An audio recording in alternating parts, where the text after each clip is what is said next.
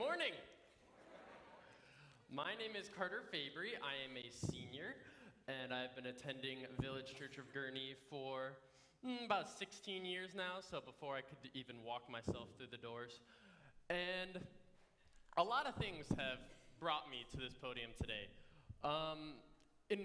As you could see, a lot of people up here, all the students, they have massive skills in singing or playing an instrument, none of which I really have, but I can talk. I have been able to talk since I was a kid. I love interacting with people. I'm very extroverted.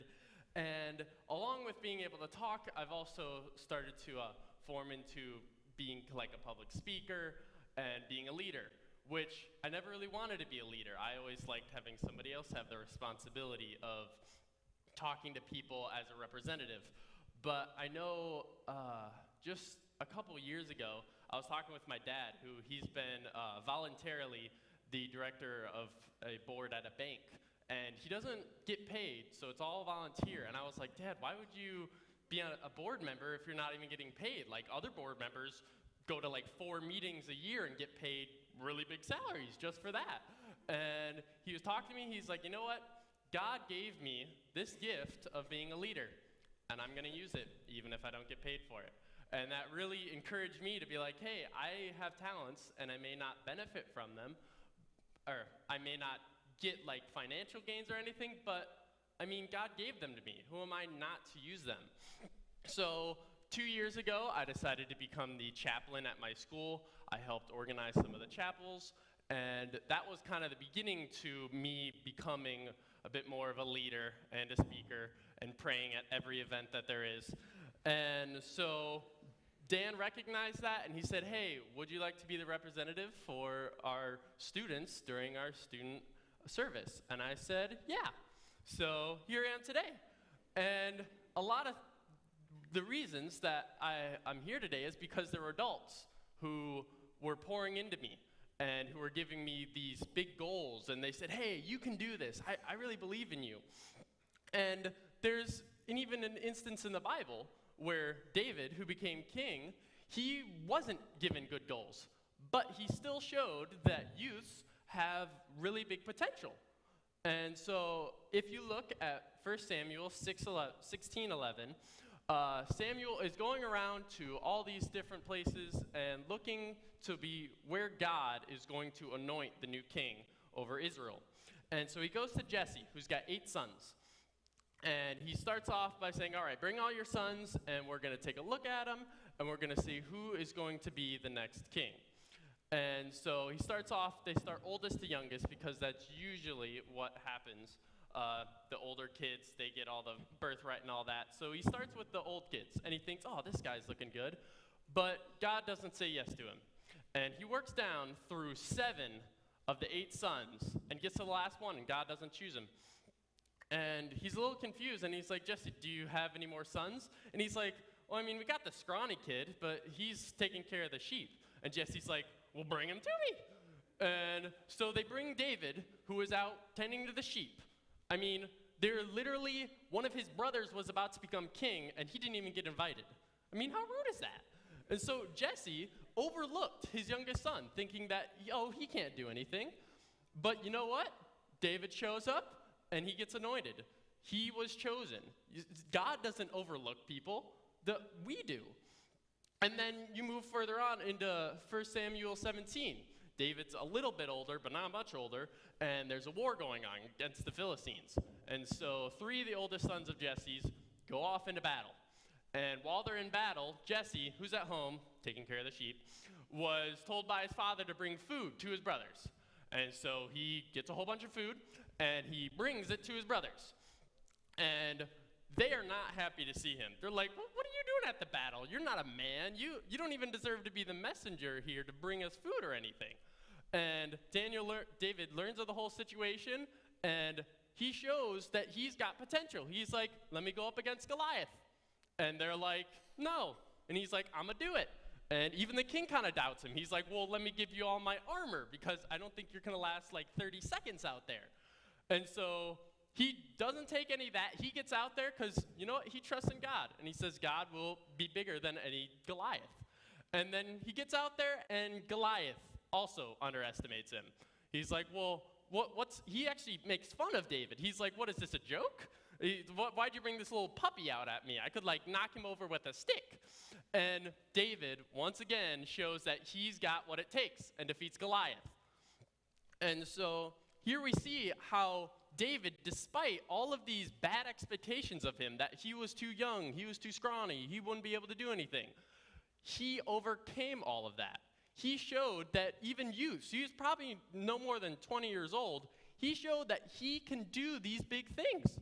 And we shouldn't be underestimating our young people. In the Bible, there's definitely reason to believe that we shouldn't underestimate young people. And that's what I'm going to be talking about today. If we want the next generation to reach their full potential, then we need to raise the bar. There's no other way to say it. We do set expectations of our kids, but there's kind of weird places that we set them. If you have kids, you send them to school 8 hours a day for 5 days out of the week for 16 years. How often do we send our kids to church?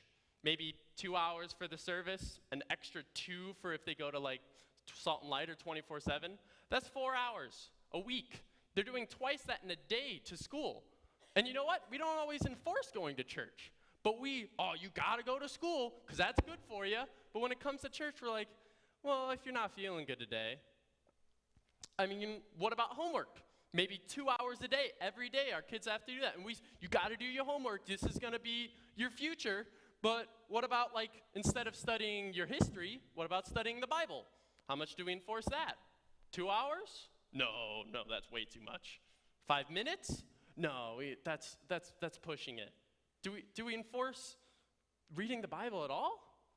What about sports, an instrument? You got to be able to learn how to play the trumpet or something like that. Another, maybe 2 hours a day, we'll have our kids do that. And what about practicing verse memorization? 5 minutes? There's this big division between what we enforce and what we portray as optional. And if we are always enforcing the mental and the physical aspects of life, that's showing that we care about the mental and the physical aspects of life. But what about the spiritual? Is that not the most important aspect of a young person's life? And we don't enforce any of it. We just make it all optional. How can that be any way to raise a kid? When you start to push all of these worldly things on them, that's what they're going to focus on. You can't expect them to just start to care about the spiritual if you're really not enforcing it at all. The thing is, if you want to raise the bar, you need to get your values straight. The Bible has a lot of examples about use and what he believes they can accomplish. 1 Timothy 4:12 says, "Do not let anyone look down on you because you are young, but set an example for the believers in speech, in conduct, in love, in faith, and in purity." For God, age isn't a problem. If we just look at some examples in the Bible, Joseph, who was very young, all of his brothers were picking on him. He chose to trust in God. He chose to obey authorities. He chose to be responsible in what God gave him. And he worked his way to the ranks. He worked all the way up to second in command of Egypt, which was a massive world power at the time. And he was just degraded, and everybody was hating on him. But you know what? He showed that kids can do big things when they're trusting in God. Ruth, she showed just maturity. She showed that she could be caring, that she could provide for Naomi. She was self-sacrificing. She was willing to stay with her and help provide for her, even in her old age. How many young people do you think could take care of an older person like that? That's really big. There are plenty of more examples in the Bible as well. Josiah, not many people have maybe heard of him. He became king of Israel when he was 8. How many of you know an 8-year-old who's fit to be the president of the United States? Any of you? But this guy was. He was given insane amounts of power. And you know what? He did good in the eyes of the Lord. That is big. I know 8-year-olds who, if you gave them a hammer, they would destroy a room. This kid was given a country, and he trusted in God, and he was a great ruler. There's also Mary, the mother of Jesus.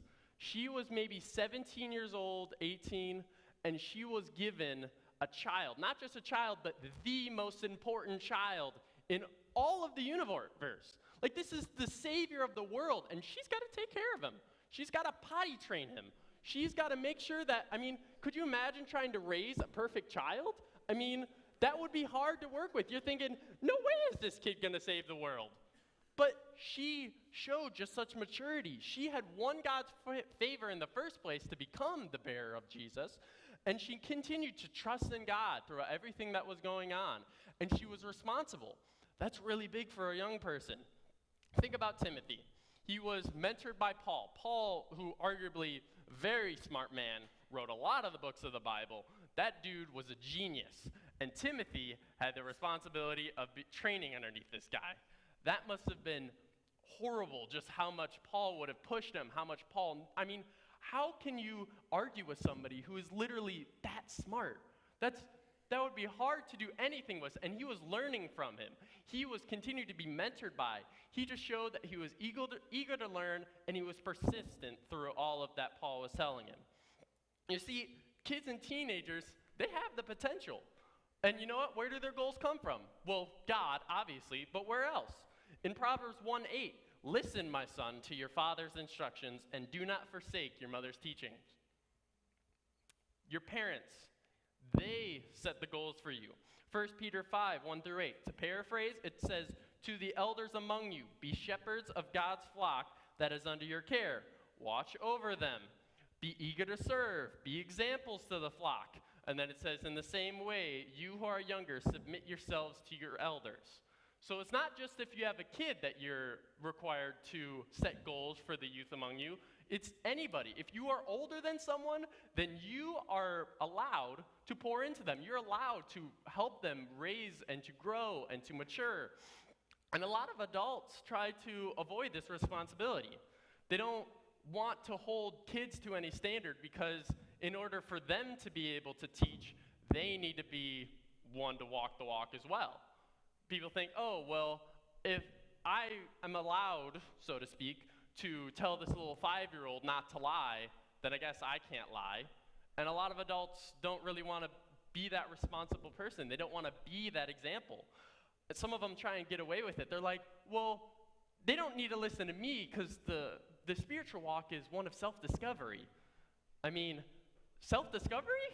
You're kidding? Could you imagine if the military, through their boot camp people who had maybe gone through 2 days of training out into the battlefield and said, go discover yourself, as they're having bullets fly over the head. Oh, you'll learn. Just if you get shot, just pick yourself up and keep going. That would be terrible. What a bad way to train someone. And you know what? There's no difference between the young people in the world. Our youths are training to live life, which is their battlefield. And right now, their enemy is Satan. Would you trust your 5-year-old to self-discover himself when the enemy is the second most powerful being in the universe? That's not a very fair fight. So what we need to do is we need to train them.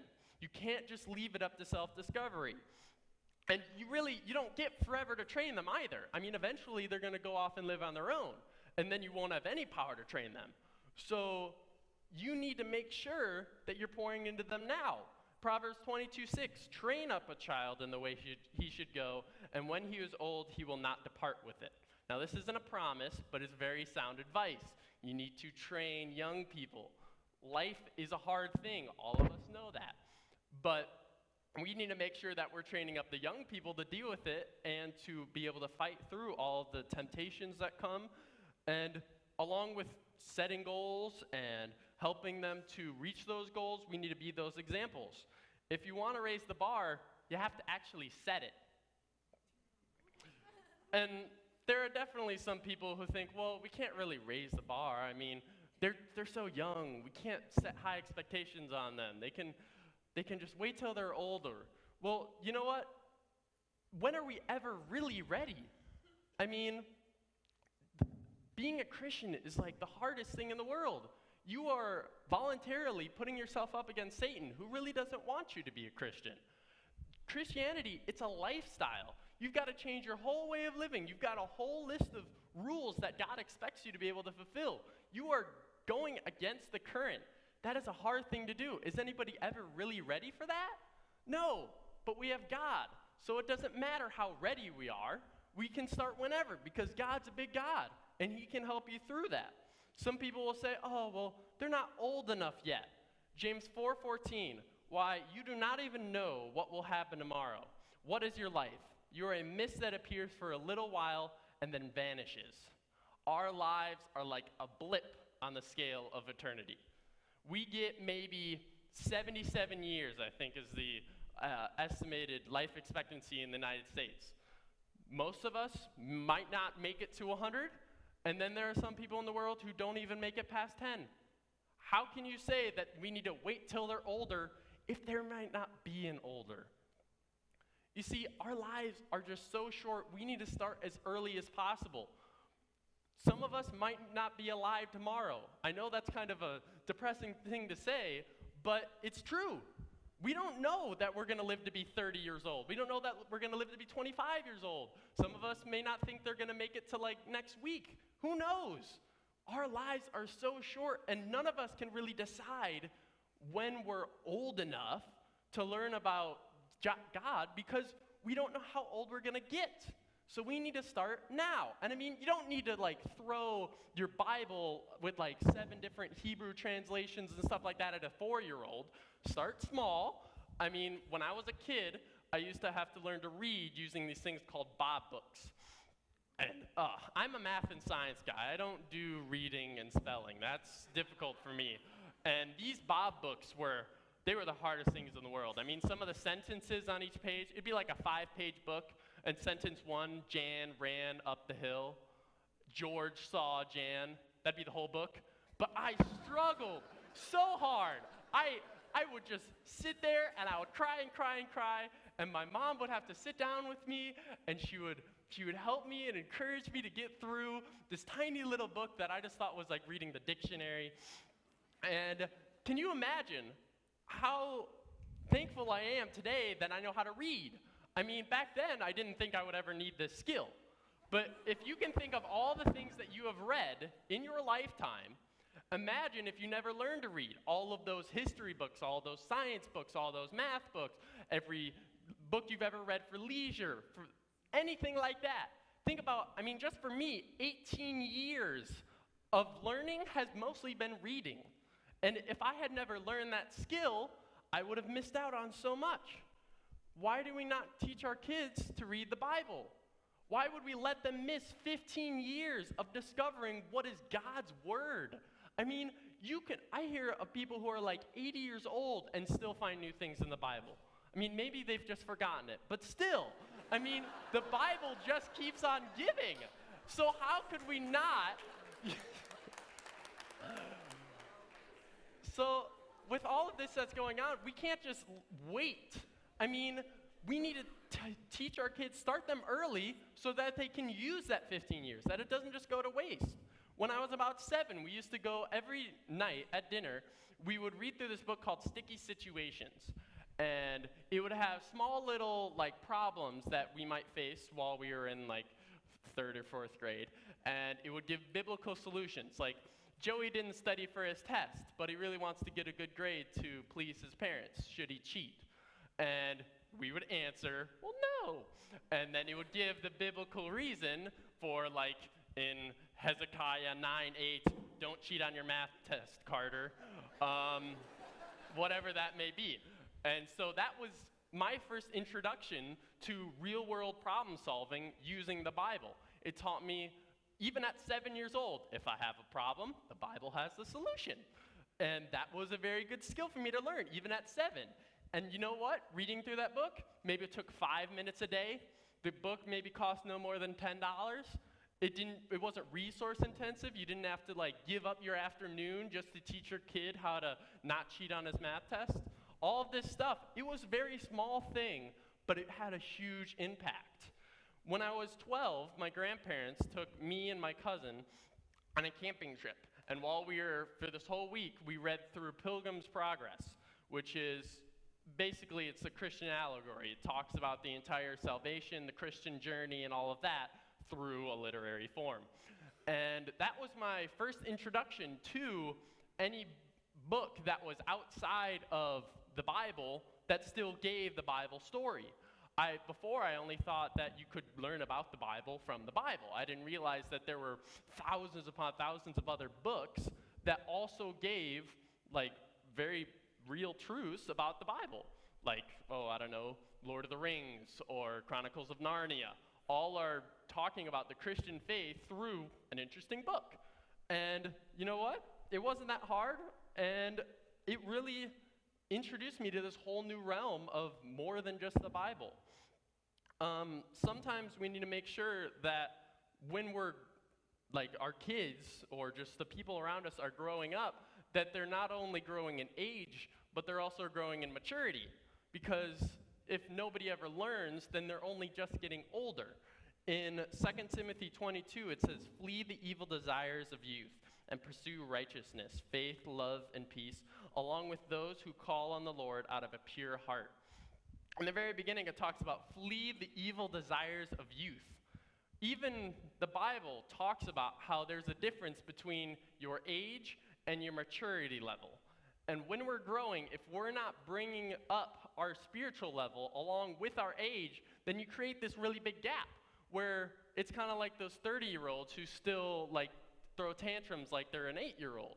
We got to make sure that when we are bringing up our kids or just the youth around us, that we are raising their maturity level at the same rate as their age level. And more importantly, we want to make sure that they're growing spiritually and not just getting older. And you can do this through all sorts of books or devotionals or like studies that develop thinking about just spiritual things. All of that is very beneficial. You were all a child at once. Things that you learned then have definitely impacted you now. So in the same way, we need to make sure that the young people are growing in maturity. And you don't get forever to train your kid like this. In 18 years, your child probably won't be living with you anymore. They'll probably be off in college or trade school or whatever they decide to do with their lives. And you're not going to be able to sit them down at dinner and read on how to cheat on their Algebra 17 final or whatever. You lose that power as an adult lording over the small children, and you also kind of start to lose your influence because now they're starting to take up their own responsibilities, and they may not think, oh, well, you can't really tell me what to do. I'm in a different state, Mom. But you don't want to waste that power while you have it. Hopefully when they go off to college, they still respect you. But it's a lot easier to teach young people when they're in the vicinity and you can talk with them just every day. So you want to make sure that you don't give up that power too soon. If you want to raise the bar, you have to start early. Now, let's say that you've done everything that I've said. Let's say you brought them through young devotionals when they were young, and you helped them when they were a child, and you raised them up all this good way. Well, what's that going to look like? How do you know if you're succeeding? You'll know when your child or whoever you're pouring into is well developed, when they're spiritually mature, when they can solve problems using just praying or looking in the Bible, when they're obedient, when they're considerate of others, when they're showing the fruits of the Spirit, when they have good habits. All of those are very good signs that they are on the right path. In Psalm 144, verse 12, written by David, coincidentally, it says, "Then our sons in their youth will be like well-nurtured plants, and our daughters will be like pillars carved to adorn a palace." So our sons are going to be plants, and our daughters are going to be pillars. Great. Looking more into that, sons being a plant. What's a plant? Well, a plant, it's strong, it's growing, it provides. Well, what's a pillar? Well, a pillar is beautiful, it's strong, it's something that people admire, it's foundational for keeping the roof up, keeping things together, because, women are just great at holding things together. And they work together like multiple pillars just to hold up one roof. Women are really good at interacting with each other, working as a team. These are all really good things. And we set such high expectations. Well, if we set such high expectations for kids, then you'll just see how much they grow and push towards those expectations. we want to reach our goals. So you need to make sure that you're setting them high enough that when we do reach them, that we're reaching something great. I know for the past couple of years, I've had the great pleasure of knowing Jeff Ware, who he's one of the leaders at 24/7. He was even my small group leader for a year. And that man is just encouragement in a bottle. I know every time that I see him, he always can pull up specifics. Say, hey, how was your test the other day? How was it? I know you went over to a missions trip over a couple weeks ago. How was that? How'd you do? He is just so good at showing that he cares. And that's what us kids need. We need somebody who cares. He would always congratulate me. He's like, man, I see that you're just growing so spiritually. I love to see how you're leading more people, how you're being such a good example. He showed that he was paying attention, and he noticed how I was growing. And you know what? That pushed me. It pushed me to improve. I was like, man, Jeff Ware has just shown me that he sees how good I'm doing in leadership. I want to keep going. I want to be able to come back to him later and be like, hey, Jeff, the other day I spoke in front of the entire congregation. And he'll be like, that's awesome. And he'll just get so excited. And that's what we want. We want somebody who gives us high goals and just continues to just see how we're doing, checking up on our progress. And when you have a mentor like that who's just really pouring into you, that's just such good positive reinforcement. And every kid needs to know that somebody cares about how they're growing. If you want to raise the bar, you have to recognize success and you need to celebrate it. So in closing, if you want to raise the bar, you have to get your values straight. Make sure you're setting a good example and express your priorities. If you want to raise the bar, you have to actually set it. I mean, create these high expectations for those under you. Don't overlook their potential. If you want to raise the bar, you have to start early. Begin young and small, and as they grow, also increase what your expectations of them are. Help them to develop beneficial habits. If you want to raise the bar, you have to recognize success and celebrate it. If you know that they are on the right path, then you're able to encourage them and to keep track of them and make sure that they just keep going and pushing forward in the right direction. That is what I have to say. Please bow your heads and pray with me. Dear Lord, thank you so much for all the talent that you have just given me and all these wonderful kids who have just grown so much over the past couple years. Thank you for all of the caring role models that we have, that we can just look to people around us and see that they really care about us and that they're willing to just sacrifice so much to be a part of our lives. I pray for the people above us. I pray for parents and relatives, for friends and mentors who just sacrifice so much to just be in our lives and to really help us to grow. I pray that you would bless this church and all that are a part of it, that we would just really grow and continue to look for what you have to say to us, that you would continue to work in everything that we do. I pray for just how much you care for us, God, that you are there with us through the good times and the bad times, and thank you for just always being with us as we grow. You are our ultimate example. You have created the highest expectations of us, and we thank you so much for that. Please just guide us from here on out as we move forward and become examples to those below us, that we would continue to just pour into the people around us, and that you would just be the one who sets the standard, and that we would just follow in your example. Thank you for all that you do, and amen.